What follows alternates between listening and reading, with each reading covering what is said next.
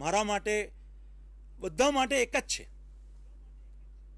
અને જે થઈ રહ્યું છે એને જોવું, ઘણીવાર જેનો ઓછો અનુભવ છે, જે બહુ વધારે બુદ્ધિજીવી વર્ગ નથી, એ ડાયરેક્ટલી જોઈ શકે છે.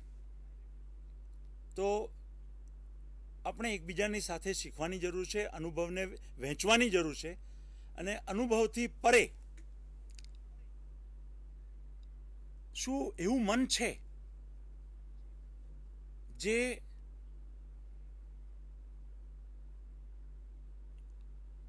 નવી ઉર્મિઓને જોવાને માટે સંવેદનશીલ છે? આપણે જ્યારે એક ફૂલને જોઈએ છીએ, જો આપણને ફૂલને વિશે બહુ જ્ઞાન હશે તો આપણે ફૂલને જ્ઞાનના એક સ્ક્રીનના થ્રુ જોઈએ છીએ. આપણે તરત કહી દઈએ છીએ કે ઓ, આ તો હું જાણું છું, ગુલાબ છે. ગુલાબ શબ્દ છે, પણ ગુલાબની પાછળ જે છે એ જીવંત વસ્તુ છે. શબ્દ તો ફિક્સ છે, એનો સ્પેલિંગ એનો એ જ રહેવાનો છે, પણ જે જીવ છે એ રોજ બદલાઈ રહ્યો છે. એનું આજનું સ્વરૂપ, અત્યારનું સ્વરૂપ જો આપણે શબ્દને પકડીને બેસીશું તો એને જોઈ નહીં શકીએ. પણ આપણને શબ્દને પકડીને બેસવાની આદત છે, તો એ આદતને પણ આપણે જોવાની છે. અને એ શબ્દથી પરે જે વસ્તુ છે, જે એ ગુલાબ હશે, તમારી પોતાની જાત છે, શિક્ષામાં શું થઈ રહ્યું છે, તમારી પત્ની કે પતિ, એને આપણે એક જીવંત રીતે જોઈ શકીએ છીએ કે આપણે જે છબી બનાવેલી છે અને જે છબી અનુભવે બનાવેલી છે એને આપણે એટલું મહત્વ આપીએ છીએ કે એ છબી એકબીજાની સાથે સંબંધ બાંધી રહી છે, પણ જીવની સાથેનો સંબંધ ઘટતો જાય છે. તો આ એક મોટો પ્રશ્ન છે કે આપણે આ છબીઓ કેમ બાંધી રહ્યા છીએ. અને આ જાતના પ્રશ્નો એક શિક્ષક જ્યારે વિદ્યાર્થીને માટે છબી બાંધી દે છે તો એ છબી વિદ્યાર્થીને શું કરી રહી છે? વિદ્યાર્થી જ્યારે શિક્ષકને માટે છબી બાંધી લે છે તો એ શિક્ષકને નવેસર જોઈ નથી શકતો. એક પૂર્વાગ્રહ બંધાઈ જાય છે અને પૂર્વાગ્રહની અંદર આપણું એકબીજાની સાથેનો સંબંધ ખલાસ થઈ જાય છે. તો આ ક્લાસરૂમનો એક ઇમ્પોર્ટન્ટ વિષય છે. એ જ રીતે ક્લાસરૂમમાં આપણે જ્યારે કોઈ પણ વસ્તુ ભણી રહ્યા છીએ તો આપણે ધ્યાન આપી રહ્યા છીએ. હવે ધ્યાન એટલે શું એ થોડું સમજીએ. આપણે ઘણું ખરું આપણું શિક્ષણ એક બિલોરી કાચ જેમ સૂરજના કિરણોને એક કેન્દ્ર પર એકત્રિત કરે કે જેથી બધી જ ઉર્જા એક કેન્દ્ર પર પડે ને એક કાગળને કે બાળી શકે છે. તો રિઝલ્ટને કોઈ પેદા કરવું હોય, કોઈ એચિવમેન્ટ કરવું હોય તો બધી ઉર્જાને એક બિંદુ પર કેન્દ્રિત કરવાની જરૂર છે. અને આપણે રિઝલ્ટને બહુ જ મહત્વ આપી રહ્યા છે અને આપણે આ જાતનું ધ્યાન કેળવી રહ્યા છે કે જે બધી જ વસ્તુ, બધું જ આપણી ઉર્જા એક કેન્દ્ર પર આવે. પણ જીવન કોઈ એક કેન્દ્ર નથી. જીવનના સર્વાંગીણ વિકાસની જરૂર છે અને એ જાત જાતના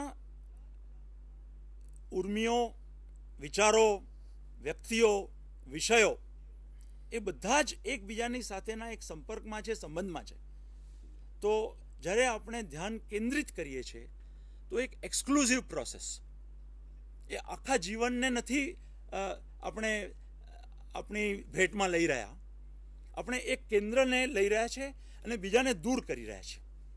તો એને કારણે એક કોન્ફ્લિક્ટ ઊભો થાય છે. બરાબર છે? તમે જોઈ રહ્યા છો આ વાતને. અને આ કોન્ફ્લિક્ટમાં એનર્જીનો ક્ષય થઈ રહ્યો છે. અને જ્યાં આપણે કોન્સન્ટ્રેશનની વાત કરીએ છીએ ત્યાં જરૂર ડિસ્ટ્રેક્શન આવે છે.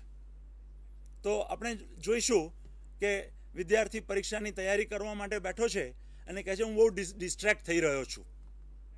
એક યુવતીનો કે યુવકનો વિચાર આવી જાય છે, કંઈ ખાવાનો વિચાર આવી જાય છે અને ભણવા પર અને શિક્ષણની જે આપણે પરીક્ષા આપવાની છે એના પરથી ધ્યાન હટી જાય છે. આ જ વસ્તુ આપણી વ્યક્તિગત જીવનમાં થઈ રહી છે. આપણે કોઈ વસ્તુની ઉપર કેન્દ્રિત કરવા માંગીએ છીએ આપણી એનર્જી, અને બીજી બધી વસ્તુઓ, આપણો પરિવાર છે એ આપણને બીજી દિશામાં લઈ જાય છે. તો આપણું જીવન કોન્સન્ટ્રેશન અને ડિસ્ટ્રેક્શનના તણાવની અંદર ફસાયેલું છે. હવે આ વસ્તુનો ઉકેલ કેવી રીતે લાવો? રિઝલ્ટ્સ તો છે જ, એને લાવવાની જરૂર છે, જુદા જુદી જાતના રિઝલ્ટ્સ. તો આપણે એટેન્શન શું છે સમજવાની જરૂર છે. કોઈ વસ્તુને આપણે જોઈ રહ્યા છીએ, પણ જ્યારે રિઝલ્ટની ચિંતા નથી, જ્યારે રિઝલ્ટને આપણે એકદમ સંપૂર્ણતાથી એને મહત્વ નથી આપ્યું, પણ જોવાનું મહત્વ છે, સમજવાનું મહત્વ છે, સાંભળવાનું મહત્વ છે. તો આપણે જોઈશું કે એ જોવામાં, સાંભળવામાં એનું જે ઓબ્જેક્ટ છે, જે વિષય છે, એ વિષય મહત્વનો નથી. એ જે સાંભળવાનું મન છે, જે મન સાંભળી રહ્યું છે, એ આ વિષયને પણ સાંભળી શકે છે અને બીજા વિષયને પણ સાંભળી શકે છે. વિષયના પરિવર્તનથી સાંભળવાનું બદલાતું નથી. તો જે મન એટેન્શનમાં રમી રહ્યું છે એ કેન્દ્રિત છે, પણ કેન્દ્રનું મહત્વ નથી, જોવાનું, સાંભળવાનું એ મનનું મહત્વ છે. આ એક બહુ મોટો ડિફરન્સ છે. અને એમાં રિઝલ્ટ એક બાય પ્રોડક્ટ છે, જે સમજથી આવે છે, અને રિઝલ્ટ એની પોતાની જગ્યા પર જતું રહે છે. તો આપણા શિક્ષણમાં, અને હું પદ્ધતિની કે સિસ્ટમની, તંત્રની વાત નથી કરી રહ્યો, હું મનુષ્યની વાત કરી રહ્યો છું, તમારી અને મારી વાત કરી રહ્યો છું. આપણું શિક્ષણ આપણા હાથમાં છે. જો આપણે જોતા, સાંભળતા, પ્રશ્નો પૂછતા, પ્રશ્નમાં કોઈ ડાયરેક્શન નથી, પ્રશ્ન ખુલ્લો છે, એના ઘણા ઉત્તરો આવી શકે એમ છે, અને એ ઉત્તરો નવા પ્રશ્નો ઊભા કરે છે, અને એ પ્રશ્નોને પૂછવામાં, એની ઉપર વિચાર કરવામાં આપણો વિકાસ થાય છે. એ વિકાસમાંથી જે જ્ઞાન મળે છે, જ્યારે આપણે કોઈ પર્ટિક્યુલર રિઝલ્ટ જોઈએ છે, તો એ જ્ઞાનનો ઉપયોગ કરીને રિઝલ્ટ તરફ જઈ શકીએ છીએ. પણ જે ઉત્તરથી બંધાઈ ગયેલો છે, અને જેને પ્રશ્ન પૂછતા ડર લાગે છે, જેને ડર છે કે હું જાણતો નથી, મને બધું જાણવું જોઈએ, તો આ બધું જાણવું જોઈએ નો જે ભાવ છે, એ જાણકાર બનવાની જે ઈચ્છા છે, મને લાગે છે કે એ આપણા અંદરની ઉર્જાને ઓછી કરી રહ્યો છે. ઇનફેક્ટ બાળક કશું જ જાણતો નથી, અને તમે જોશો કે બાળકમાં બહુ જ ઉર્જા છે.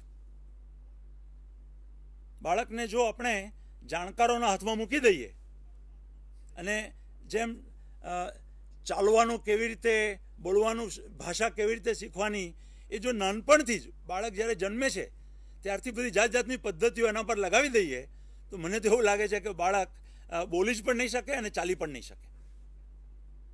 પણ જીવનની અંદર ક્ષમતા છે બોલવાની, ચાલવાની, સમજવાની. આપણે બાળકની સાથે સમજી રહ્યા છીએ, આપણે બાળકને છૂટો મૂક્યો છે, પણ ધીરે ધીરે આપણે એ ક્ષમતાને ભૂલીને બધી જ વસ્તુ શીખવાડવા માંડીએ છીએ. તો શીખવાડવાનું કેટલે સુધી બરાબર છે?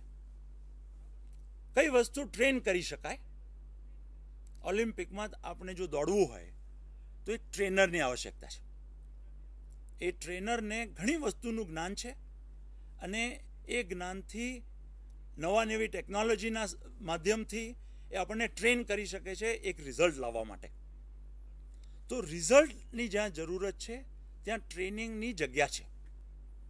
પણ જીવન કોઈ પર્ટિક્યુલર રિઝલ્ટ નથી. જીવન એક રહસ્ય છે અને એ રહસ્યને સમજવા માટે એક ખુલ્લા મનની આવશ્યકતા છે, એક સંવેદનશીલ મનની આવશ્યકતા છે, એક શીખી શકે એવા મનની આવશ્યકતા છે.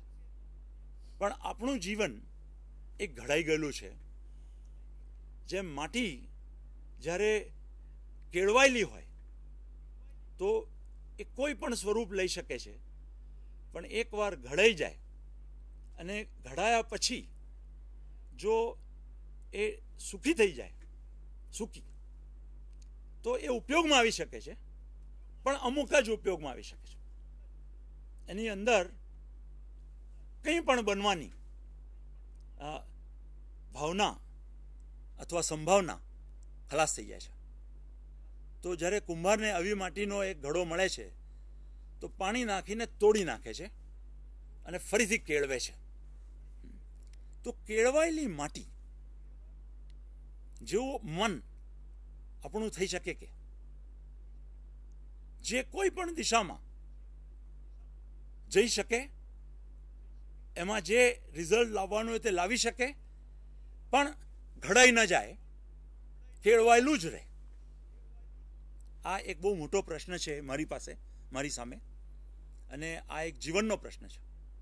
કારણ કે જીવન નવી નવી ચેલેન્જીસ આપી રહ્યું છે. તમે એક જ ચેલેન્જને જવાબ આપવામાં ઘડાઈ ગયા તો બાકીના બધા ચેલેન્જીસમાં તમને એક અધૂરાપણું મહેસૂસ થશે.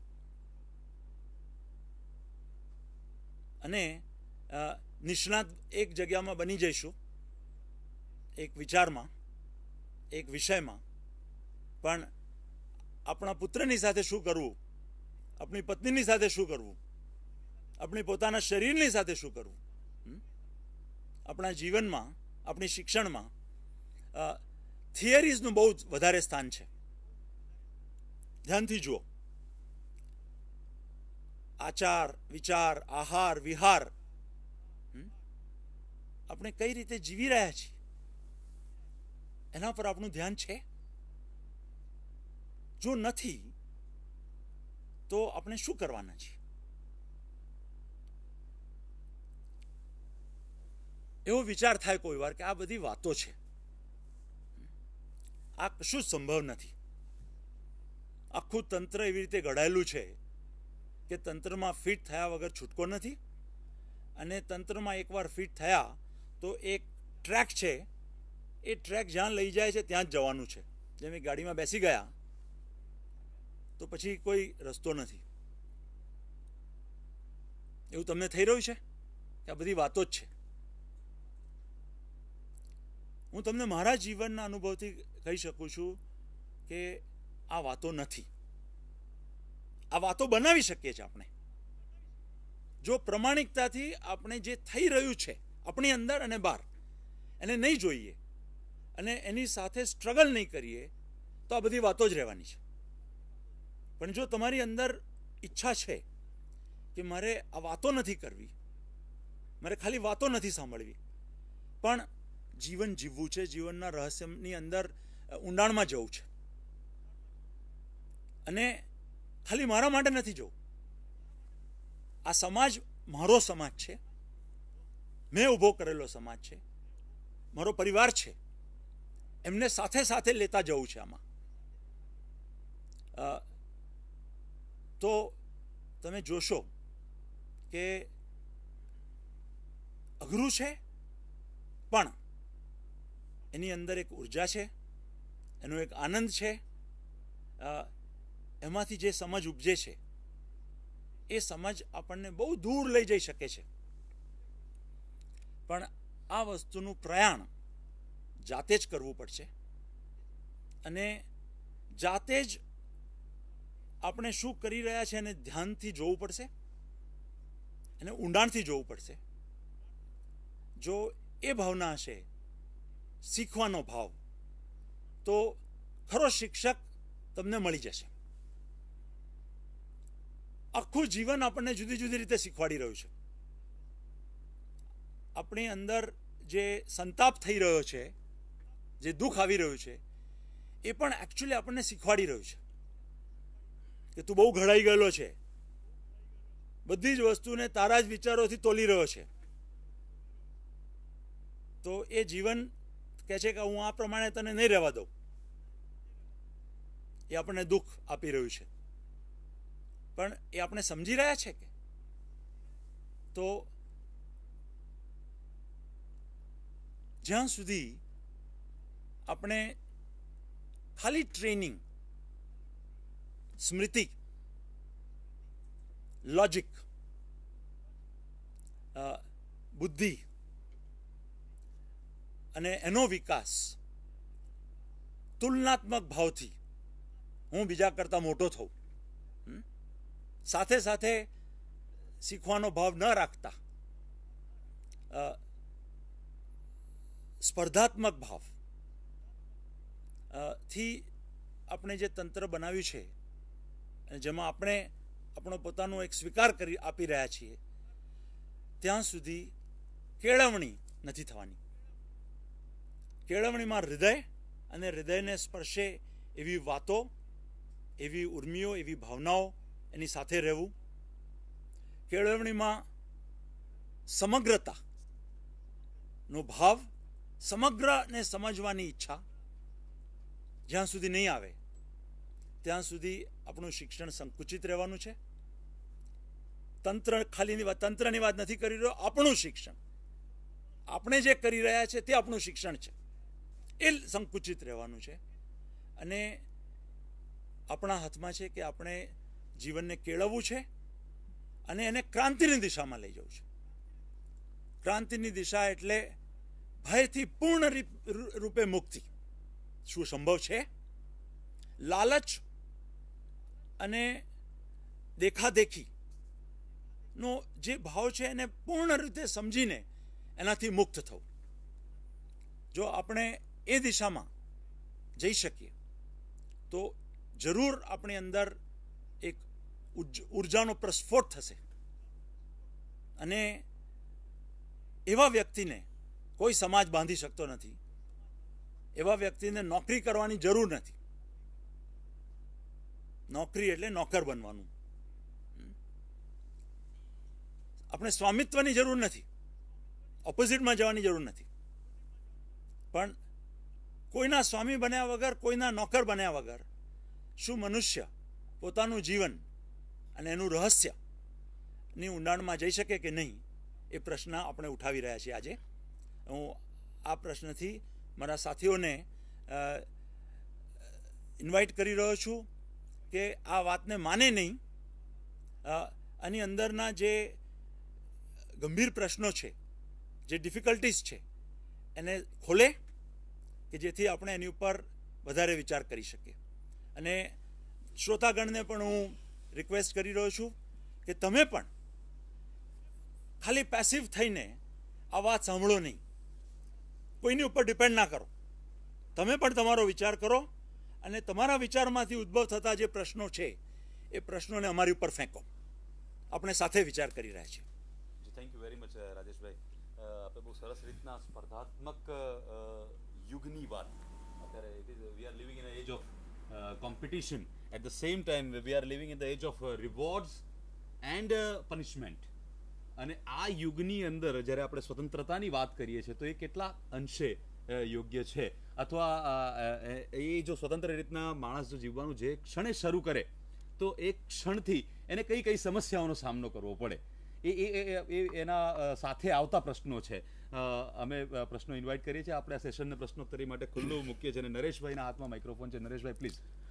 મારું નામ ડૉક્ટર નરેશ શુક્લ, ગુજરાત કોલેજ અમદાવાદમાંથી આવું છું. મારો સીધો પ્રશ્ન નથી, મારે થોડી ચર્ચા અને થોડી આગળ વધારીએ, થોડીક જુદી દિશામાં લઈએ.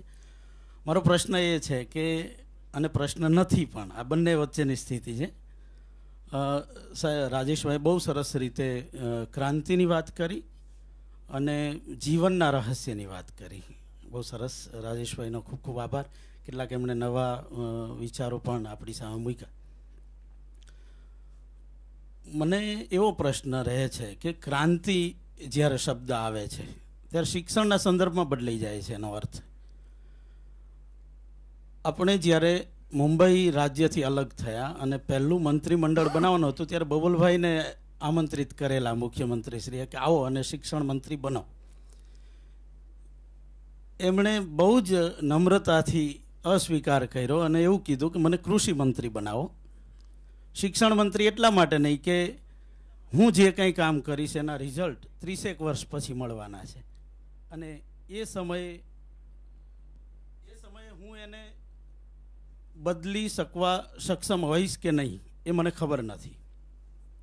કૃષિ મંત્રી એટલા માટે બનાવો કે મને 3 થી 4 મહિનામાં ખબર પડશે કે હું જે કામ કરી રહ્યો છું એ યોગ્ય દિશામાં છે કે નહીં.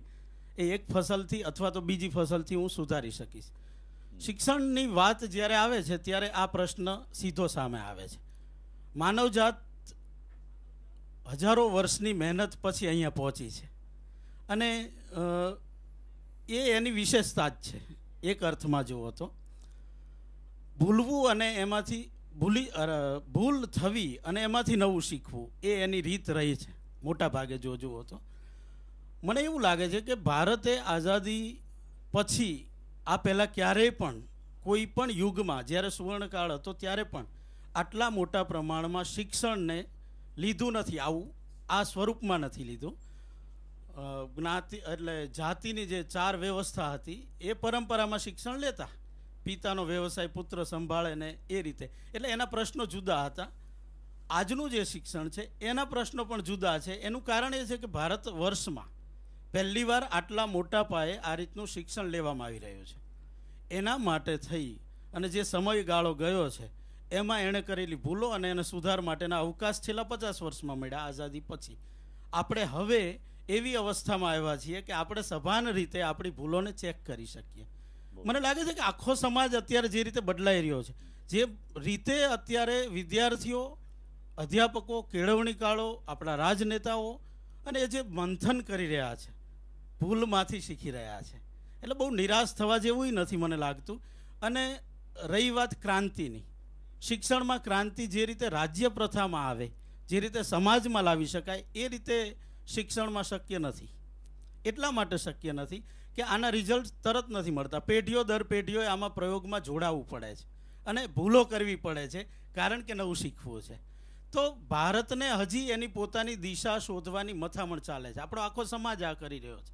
અને અત્યારે આપણને એવું લાગે, હવે એક જ એક્ઝામ્પલ આપીએ કે અત્યારે આપણને ખબર છે, સરકાર પણ જાણે છે, શિક્ષકો જાણે છે, સિસ્ટમમાં દાખલ થનારો વિદ્યાર્થી પણ જાણે છે જ્યારે એ FYમાં દાખલ થાય ત્યારે કે હું આ ભણીશ એટલે મને નોકરી નહીં મળે. જો સીધો ગોલ નોકરી હોય તો એને ઘણા મોટા ભાગનાને ખબર છે. પણ આમાંથી જ કઈ રીતે રસ્તો કાઢવો એનું મંથન ચાલે છે સામે. આપણે નવી નવી વ્યવસ્થાઓ ઊભી કરીએ છીએ. તો આ આખી પ્રક્રિયા ચાલી રહી છે અને મને લાગે છે કે આ પહેલી વાર ગેરમાં પડી છે ગાડી. એટલે બહુ નિરાશ થવા જેવું પણ નથી. અને માનવજાત ક્યારેય એવી નથી રહી. જો આપણે આખો ઇતિહાસનો જોઈએ તો એ છે ને જિંદગીભર નવું નવું કરવા માટે મથી જ છે. કાયમ તો એ પેલા સાહેબે જેમ કીધું, કેળવે તે કેળવણી, આ સીધો અર્થ છે. અને ભારતમાં 2 પ્રકારની કેળવણી ચાલે છે. એક તો આપણે જે સિસ્ટમ ઊભી કરી છે એ, અને બીજી એક આપણે સિસ્ટમ સમાજે જ ઊભી કરી છે. આપણે ભૂકંપ થાય ત્યારે કોઈને સાથ નથી દેવો પડતો કે મદદ માટે આવો. કોઈ રાહ નથી જોતી સરકારની. પાડોશીમાં કંઈ મુશ્કેલી થાય તો ક્યારેય નથી જોતી. મને લાગે છે કે આ કેળવણી છે અને તો સમાજમાં બહુ સારી રીતે ચાલે છે. જેમ વિલાયતી દવા લેવાથી આડઅસરો થાય છે એમ આપણે આ કેળવણીને સીધી એડપ્ટ કરી છે એટલે આડઅસરો જન્મી છે એ હું સ્વીકારું છું. એને આપણે ધીમે ધીમે નાબૂદ કરશું, આપણી પોતાની એક સિસ્ટમ ઊભી કરશું. તો આવા હકારાત્મક રીતે વિચારું છું હું, અને એ પણ આ ચર્ચામાં સામેલ થાય, આ દિશા પણ, એવી શ્રદ્ધા સાથે મારી વાતને આ રીતે પણ એડ કરવા ઈચ્છું છું. આભાર. Thank you very much. બહુ સરસ વાત કરી. હું એ વાતને થોડો રિસ્પોન્ડ કરવા માંગુ છું.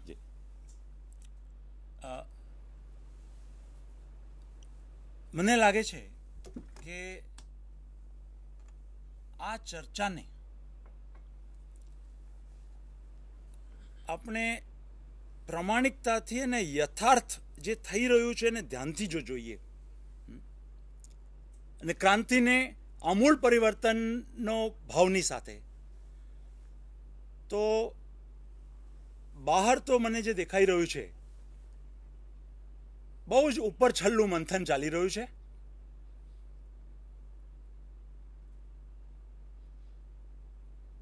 આમૂલ મંથનની જરૂર છે. અને જો શિક્ષણને આપણે જે ભાવથી લઈ રહ્યા છીએ, આજે બોલી રહ્યા છીએ, એ તમારું ને મારું જ શિક્ષણ છે. તો તમે અને હું ક્રાંતિ ઈચ્છીએ છીએ કે આપણે જ સુરક્ષાની અંદર ઘડાયેલા છીએ, સુરક્ષિત રહેવાના ભાવથી, અને જેને કારણે આપણી અંદર એ ઉર્જા જ નથી. જો આપણી જ અંદર એ ઉર્જા નહીં હોય ક્રાંતિની, તો બહાર ક્રાંતિવાળું મંથન આપણા જેવા જ ભાઈઓ છે ત્યાં પણ તો કેવી રીતે થવાનું છે? તો આપણા પ્રશ્નો જો આપણે ઉઠાવીએ તો મને લાગે છે કે આપણે ઘણું ઊંડાણમાં જઈ શકીશું. સર, એક પ્રશ્ન આવી રહ્યો છે સાણંદથી, આપણે પ્રશ્નને સાંભળીએ. યસ, લાઈન આપશો?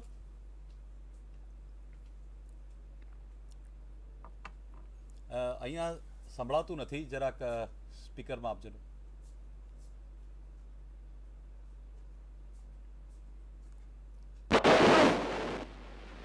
હલો, મને લાગે છે કે લાઈનમાં કંઈક ડિસ્ટર્બન્સ છે. આપણે આપણી ચર્ચાને ચાલુ રાખીએ.